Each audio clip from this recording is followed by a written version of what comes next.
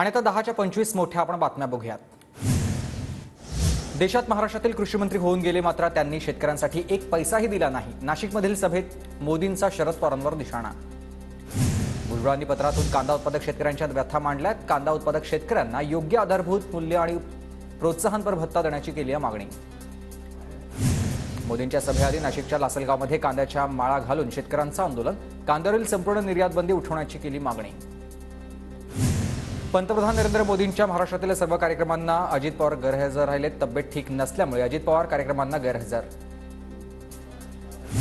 4 जूननंतर तुतारी आणि मशाल जमा होणार, तर काही लोक अज्ञातवासात जातील। बावनकुळेंचा ठाकरे आणि शरद पवारांना टोला आहे। घाटकोपरमधील होर्डिंग दुर्घटनेचा आणखी एक नवा व्हिडिओ समोर। कार ट्रकचा चुरडा होतानाची ही दृश्य कॅमेऱ्यात कैद झालेली आहेत। घाटकोपर होर्डिंग दुर्घटनेतील आरोपी भावेश भिंडेंचा मुंबई पोलिसांकडून शोध सुरू आहे। भावेश भिंडेंच्या मागावर पोलिसांची 7 पथकं। भिंडे महाराष्ट्राबाहेर पळाल्याचा संशय आहे। नांदेड, लातूर, इंदापूर, यवतमाळ, वाशिम, सोलापूर जिल्ह्यांना अवकाळी पावसानं झोडपलंय। धान पिकाला मोठा फटका। भाजीपाला पिकांची नुकसान भरपाई देण्याची शेतकऱ्यांची मागणी।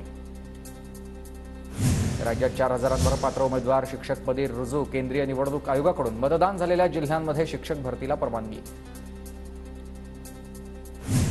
राज्य पोलीस दलामधील रिक्त पदं भरण्यास मंजुरी। 17,471 पदांसाठी तब्बल 17,76,000 अर्ज दाखल। अवकाळी पावसामुळे डाळींचं उत्पादन घटलं। मुंबई कृषी उत्पन्न धान्य बाजार समितीमध्ये डाळींचे दर वाढलेत। घाऊक बाजारात डाळींचे दर 150 पार। सीएएद्वारे पहिल्यांदाच नागरिकता प्रमाणपत्र वाटप। गृह मंत्रालयाकडून 14 जणांना भारताचं नागरिकता प्रमाणपत्र। केंद्रीय गृह सचिव अजय कुमार भिल्ला यांच्या हस्ते वाटप करण्यात आले प्रमाणपत्रांचं।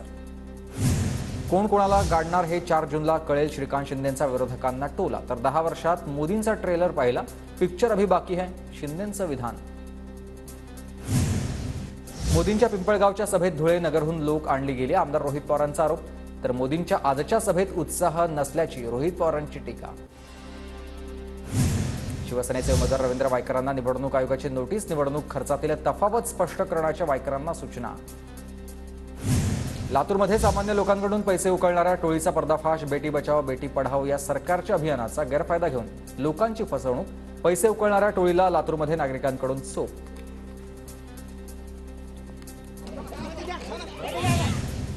वाशिमच्या मंगळुरपेर शहरात गोडाऊनला मोठी आग। गोडाऊनमध्ये शालेय पोषण आहार असल्याची माहिती।